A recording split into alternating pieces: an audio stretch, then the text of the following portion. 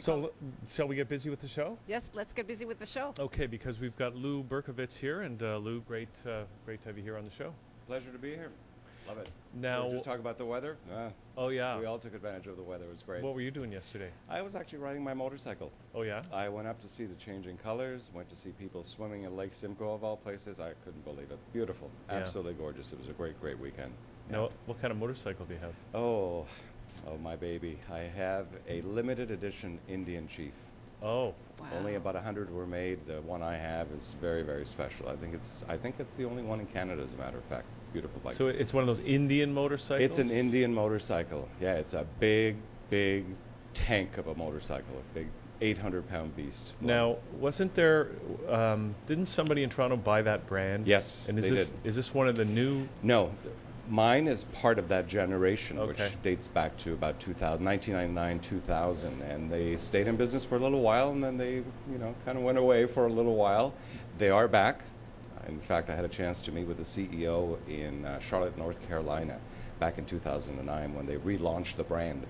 And so they're back in full force. A little bit of a different bike, better engineered, I must say. Mine looks great. Yeah. Runs a bit like a lawnmower, but it looks fabulous, so that's important. And where is it? Just curious, where is it built, or where was yours built? Mine was built in Gilroy, California. Okay.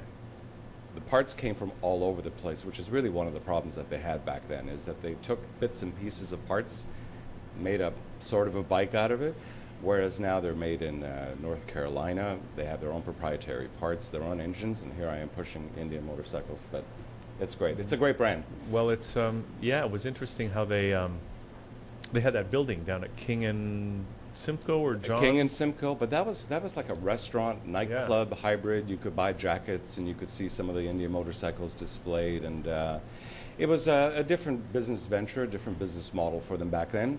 It didn't quite work out for, I'm sure, various reasons, but anyway, they've rebranded. They're back in Canada now, which is great. It took them a couple of years to come back into Canada, so there's a dealer up in Vaughan, I believe, that's selling them. They're not inexpensive. They're on the premium side, but what a great bike. And for those people that ride, they can appreciate this. The sea of Harleys out there, the Indian stands out every single time. It's a beautiful brand, beautiful bike. So anyway, that's what I was doing over the weekend. Fabulous. Had a great time. Great. Yeah. Okay. Yeah. So now you're a real estate guy. I am a real estate guy, that's right. I'm a real estate broker here in Toronto. Yeah. And I look after, primarily residential property. I do quite a bit of commercial personally. I have a full team that works with me. So real estate, you can tackle it in many different ways, but for us in the business, we're fully licensed, we're insured. This is, in my particular case, is what I do full time. So this is my career. And what's the name of the company? I'm with Remax Ultimate, so Okay. it is a Remax brokerage, and every Remax office is independently owned. It's a franchise type of an operation, and mine is called Ultimate. We're in the Leaside area, wonderful area to be in. But I do real estate really around the GTA and around the world, in fact, as well, through the Remax network, which is substantial. We've got 90,000 agents worldwide, so we have a very strong referral type of a system, and that's also very unique to Remax and very unique to my business. So if you've got, or let's say for whatever reason you've decided you've had enough with Toronto and you want to move to Phoenix, we've got a team of specialists in Phoenix that we can align you with, so you don't have to go shopping blindly, or how on earth can I go about finding a real estate agent in Phoenix. We'll do it for you. Okay. That's part of our model, and that's part of how we help people as well. And I was going to ask, where is it just in the U.S. or internationally as well? It's international. It's international. There are, hundreds of offices that are located throughout the world for Remax. So it's very easy for us to find other top Remax agents that we can align people with. And in fact, we've been selling property in Jamaica. We've been selling property in Italy as well. I have a project personally in Mexico, which I'm very proud of. It's a terrific condominium project right on the beach in the Mayan Riviera. We're going to look at some of those pictures Yeah. in a couple of minutes here. Okay, so, we'll get to that in a minute. But So real estate, for me, is local, definitely, but also has an international twist to it. Okay. And I'm very proud of that. It took a lot of work to get there, but it's a great network of people. And what I found, really, this resulted, as most things in business, it's a need that was developed by the clients. So we've got clients that were calling me up and say, look, I want to buy somewhere else. I'm still going to live here, but I want to buy something else. It could be a vacation property, it could be an investment property, even a vineyard. You never know. Even a vineyard. Well, that's what everybody wants these days, ever since, what's his name from President's Choice bought one in California. Right, it sounds hokey, but you know what? There's a tremendous amount of wealth in Toronto, and people are really interested in real estate. Next to weather, in fact, real estate is the second topic that people talk about. And whether it's local real estate or international, it's just a great topic of conversation. Speaking of international, there's one of the shots of, I believe this is your Mexican Mayan Riviera. So this is the Mayan Riviera project. Project is called The Fives, as in the five senses. It is the only condominium / hotel resort in the Mayan Riviera. Now, on the Mayan, and along the beach in the Mayan, there are condos and there are hotels. This is the only condo hotel. So what this opportunity represents for people that are interested in potentially buying a vacation property is the property is fully maintained by a hotelier. And in fact, the hotelier out of Miami Beach is called Charisma Hotels. It's an international hotelier. They have 8 properties through the Mayan Riviera. So as an owner, you buy the condominium as you would any other condominium. It's 100% ownership. You buy it outright. You have full deeded ownership. But like most of us, we're not ready to retire yet. We're not ready to spend all of our time there. So we want it to be, want to have the property looked after. And in this particular case, there's the advantage where the owner can enter into a rental pool with the hotelier. So what that does now is gives you the use of your space 2 months a year. So your suite, you can use it 2 months out of the year. And the rest of the time it's in a rental pool with the hotel company. So it's being rented out and you're generating income. So this has been a great, great option for a lot of people. Okay, Very a couple exciting. of quick questions. As a buyer, Right. these are the questions I would ask. Go ahead, shoot. What percent of the time is it going to be rented out during those other 10 months? And what kind of monthly income, if I average that over the year, can I expect from that aspect of the deal? So on the one hand, that matters. On the other hand, it doesn't, because you're in a pool with everybody else. If your unit happens to stay empty all year, it doesn't matter. You're still going to generate an income because you're in a pool with everyone else. So whether your specific unit is rented or not, matters, of course, but doesn't really matter. You're still going to generate an income. Now, this property has been up and running for almost a year. They started in November of 2010. By the time they're into their 3rd year is when they're really at their maximum. So they're anticipating a return for an owner of about 6 to 7% per year. So if you paid $300,000 US for this unit, you're going to be getting around $20,000, $21,000 a year back at the end of the year. That was generated in the rental pool. And how does that compare to what the mortgage cost is going to be? Well, that depends. You know, in this particular case, most people, 90% of the buyers, have paid cash. So there is no mortgage. Interesting. However, you do have condo fees like anywhere else. Now, the condo fees on this project are all inclusive, meaning property taxes are in, insurance is in, hydro, water, landscaping, maintenance, all those, everything is inclusive of your condo fee. So this income that you generate by the end of the year more than covers the condo fee. However, if you do want to get financing, there is local financing available. And what's particularly attractive to Canadians is that Scotiabank is very big in Mexico. And we know the brand, we're comfortable with it. It's like when we go to Florida and we happen to see a TD or a Royal Bank, we're very comfortable with that because we're familiar with that. So in Mexico, they will finance this project up to 70%.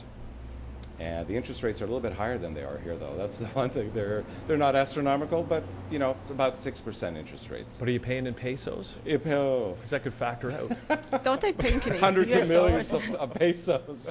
Yeah. It's a different Lou, thing. I have to ask you a question Of because course. I've been to these time-sharing presentations, and it kind of sounds like it. But a lot of people will listen. Yes, I understand. I just wanted to give you the opportunity to differentiate. Right. Timeshares are really a thing of the past because in timeshare you bought nothing. You bought time. You didn't buy property. So you never actually had a deed to anything. You had a contract for using something for a period of time. Great question, by the way, because this does come up. But in this particular case, this is 100% full ownership. It's deeded ownership. You own this. It's just as an option you have this rental pool that you can enter into. But some people live there year-round, so you can do that as well. You can do whatever you want. So you're saying you pay full price, right? Like for the unit. Of course, you just don't get the free Swiss chalet dinner. No. You pay full price as you would any condominium. The difference is you're living here. You want to use it when you go on vacation, but you know, realistically, how often do you go on vacation? So should it sit empty or should it generate income? And that's the advantage of this program. But there are people that live at the resort year-round. Year-round. That sounds like a good lifestyle. It's a very, very wonderful lifestyle. And in fact, it's this particular project, one of the other things I really liked about it, for people that are looking to invest in foreign real estate, is that the project is built. That makes a huge difference. That made a huge difference to me when I was evaluating the project, because there are a lot of projects that are available throughout the world, in Costa Rica and Panama, in different parts of the world, that are not built yet. So you're going on the hopes and dreams and whims of these developers that these projects are going to get built. Hopefully they will, but they may not. This project is built, so you can go down, you can touch it, see it, sleep there, talk to the staff, do whatever you want, experience the restaurant, experience the spa, all those things. It's actually there. So all the pictures that you saw, they're real pictures. They're not some renderings. Now, just where's the Mayan Riviera? Is that on the Atlantic side? No, it's on the Caribbean side. Okay. Well, it's on the Gulf of Mexico side. So east Mexico. Yeah. So northeastern tip of Mexico. When you go there, you go from Toronto to Cancun. Okay. So if you've ever been to Cancun, it's about a 3.5-hour flight, and then it's a 30-minute drive south of Cancun Airport, and it's just north of the small town called Playa del Carmen. Okay. Which is very familiar to a lot of people. Yeah. Actually, I know Cancun. Yeah, Playa del Carmen is very familiar to a lot of people. I was in Cancun. Yeah. And it's very different than Cancun. Area. It's very different. Like Cancun, it doesn't really have that much to offer other than these big, oversized hotel resorts. But if you ever go into town, there's not that much to do. In the Mayan, which is south of Cancun, it's much more quaint. It's more traditional. There's a lot of history there. You can see the Mayan ruins. You can really have a lot of exploration there. And Playa del Carmen, they've kept.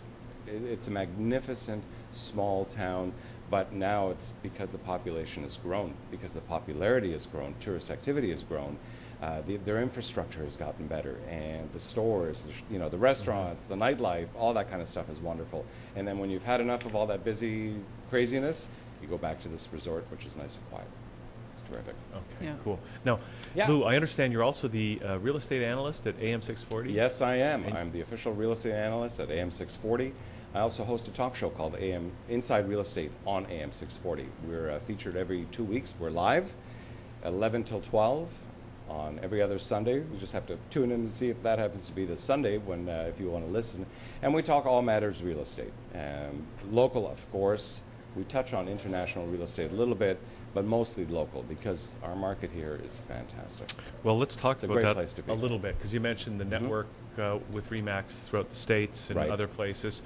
And, I'm just curious where you think the Toronto real estate market is going, because we've heard stories in the U.S. We know, of course, what happened there and how prices in some markets down there have really fallen.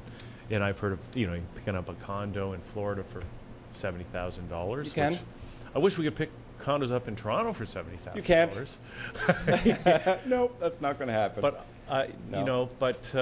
where do you see things? Where do things stand right now in Toronto and Canada in general, and where are they going?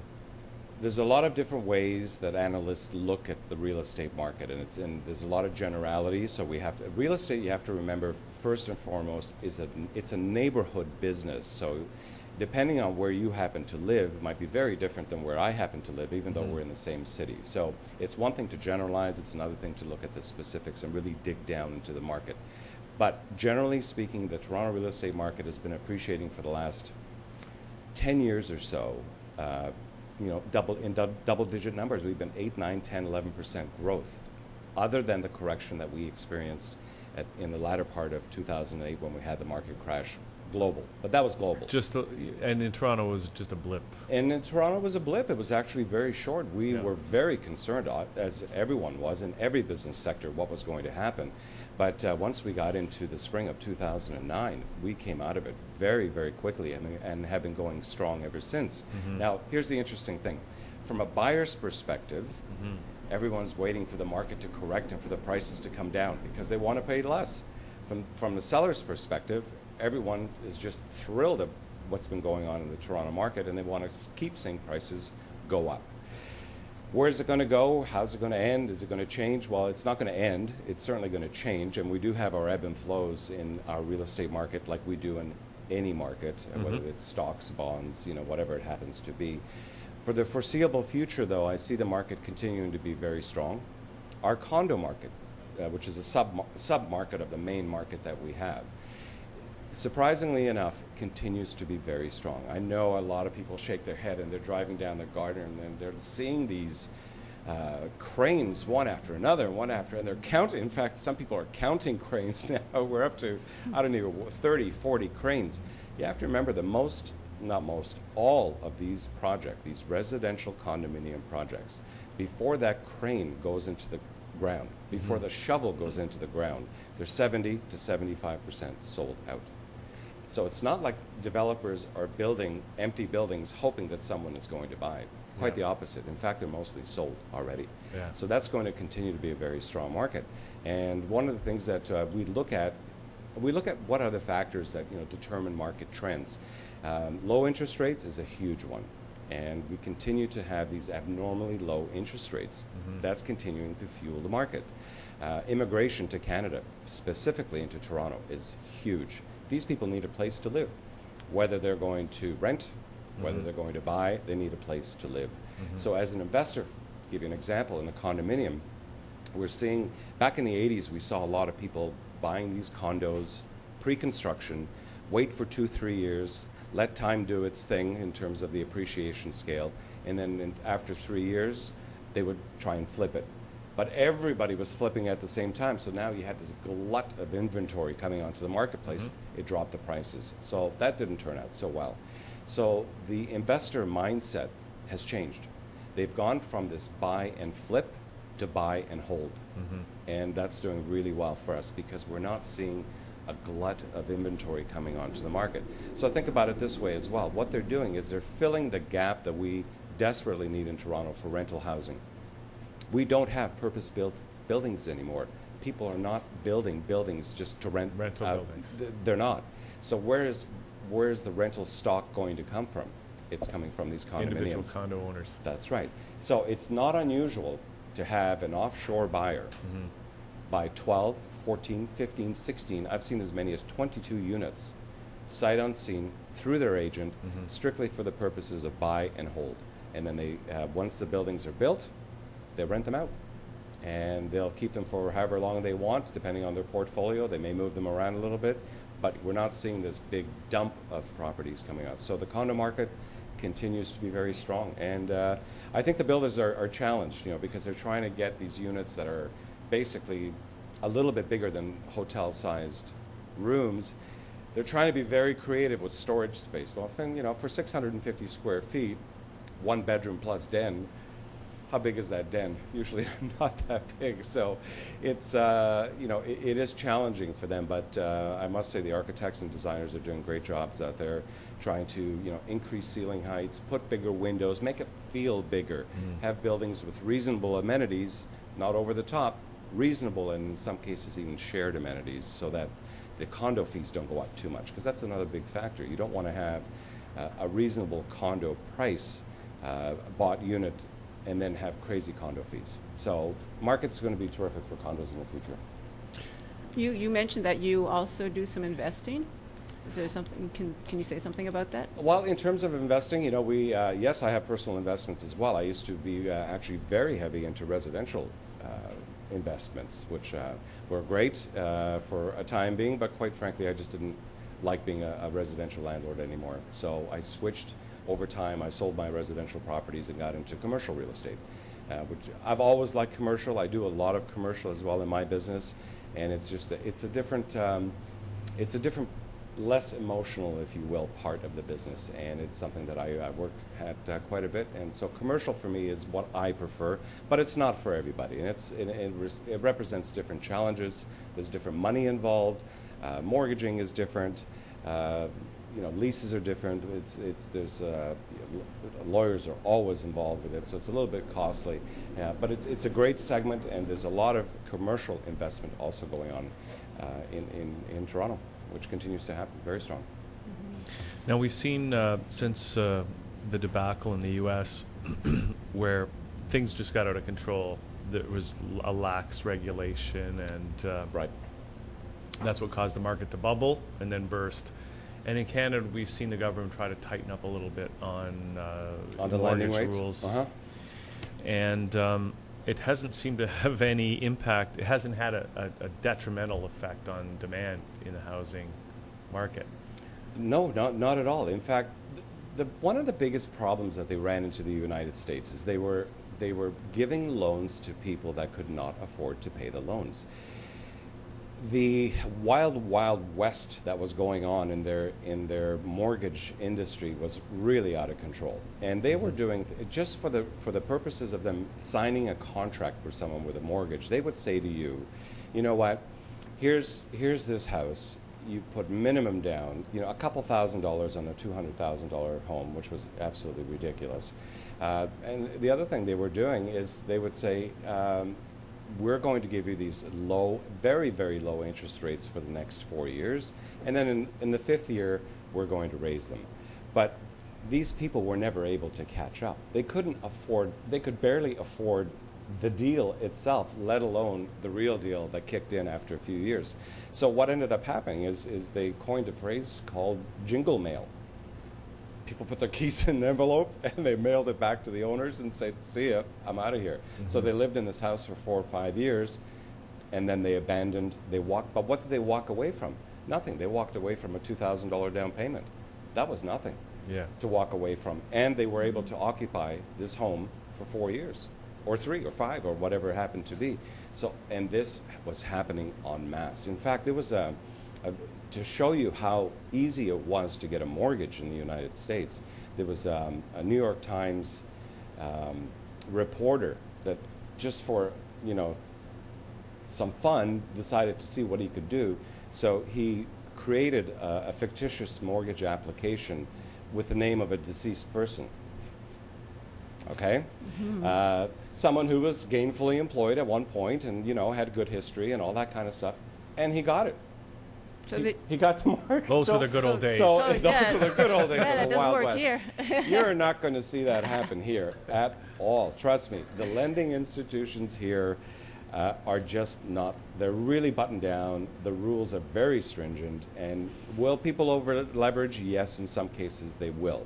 But I must say that from what I've seen on with the mortgage brokers that I work with, they're pretty tough. You can't get money that easily, and the down payments usually do have to be, you know, substantially better. Yeah, and they have tightened it up. They have tightened it up, and in fact, if we continue, this is something that we're watching very, very closely right now, because interest rates, we were a couple months ago thinking may go up.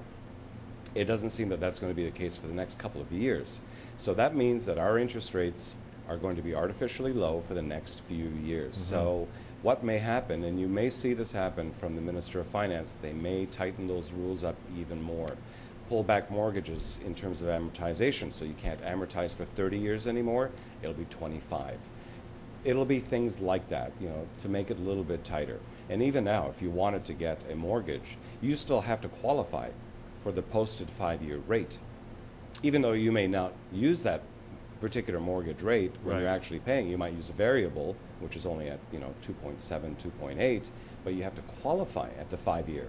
Yeah. So they want to know right off the bat when they're lending you money for this condo or house or whatever it happens to be, that you can afford the top end of the payment should you have to. So we're not going to have that crazy problem that they had in the United States. Thank God for that.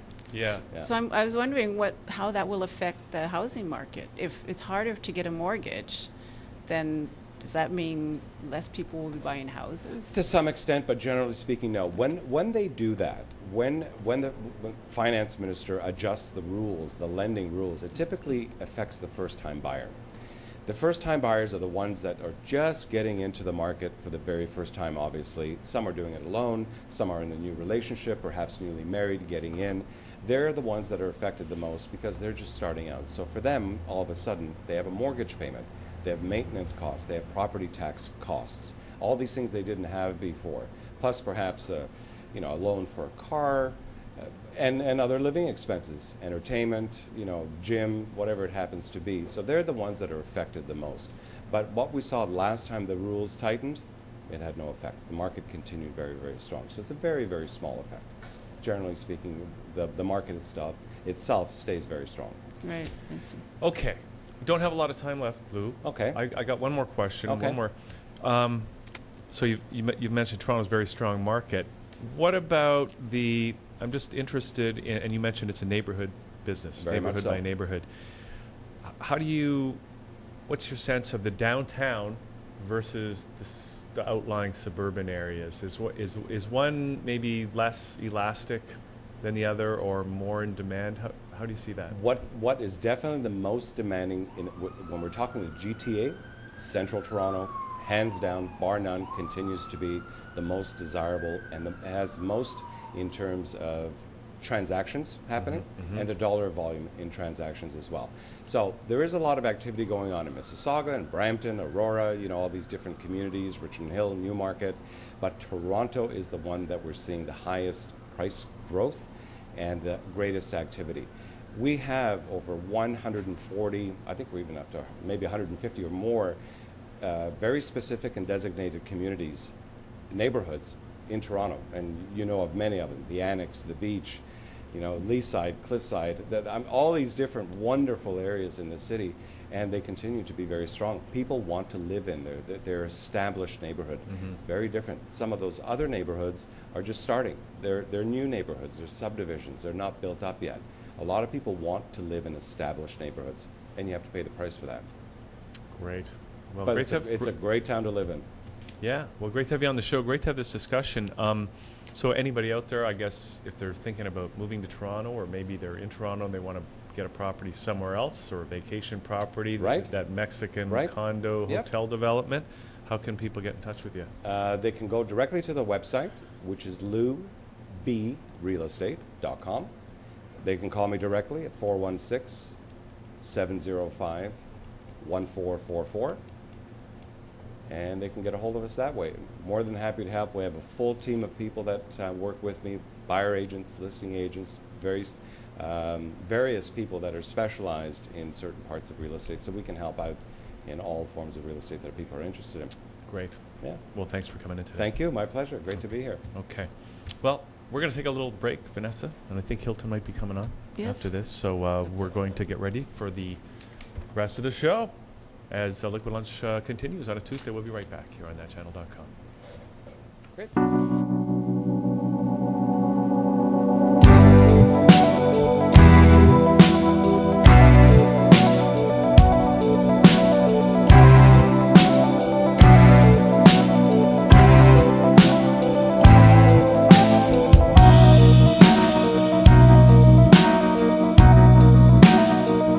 Light years away, dark days ahead, diving into the unknown, crawling out of bed, holding out my hand, holding up my head, the things I didn't notice,